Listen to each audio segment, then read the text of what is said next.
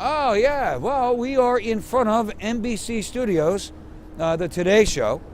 Now, I don't know if people showed up yet. Maybe they're still sleeping, but somebody's got to come along here. So this is NBC Studios here. Rockefeller Center in Manhattan is where we are.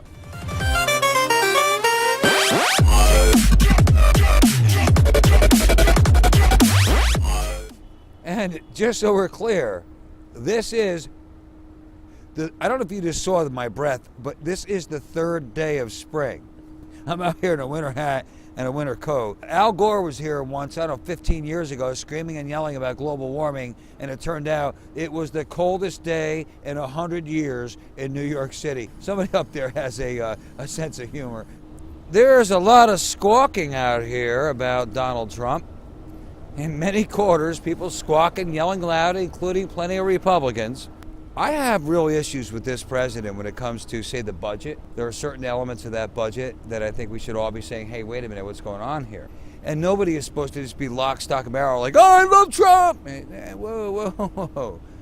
My assessment of it is there is an enormous difference between making mistakes, we all do, and living a life of indifference to right from wrong. In the case of President Donald John Trump, I see more a matter of making mistakes, which is expected. And I don't think it's really that big an issue because I think he's smart enough.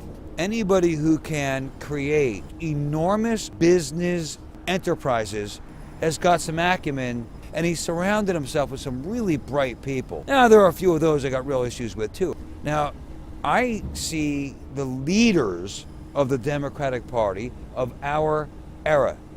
You got Barack Obama. When he won in 2008 against Hillary Clinton, what did he say at that speech when he won? This is the moment when the rising oceans begin to slow and the planet begins to heal. That's egomaniacal. We might want to revisit that little quip that he made in that speech. Then the rising oceans begin to slow. I mean, come on. This was some Chicago politician. Why do they call Chicago the Windy City? It ain't because of the wind. The politicians in Chicago, Illinois, are full of hot air. He's as bad as the worst of them. This is a man who was tremendously gifted to come along and win the White House out of nowhere, right? Look, anybody that gifted certainly could have combated rampant corruption and malfeasance in his own home state and town. He never lifted a finger to change anything in that town. So you got Barack Obama, Chuck Schumer, this guy. I think we found our way around the U.S. Constitution. We now have to look at the Bill of Rights. He was caught saying that. Anybody who talks about, I think we found our way around the U.S. Constitution is not really looking out for our best interests. Hey, Chuck, I got a camera in front of me. Would you like to join us? He's a clown, basically. And then you got what, Nancy Pelosi?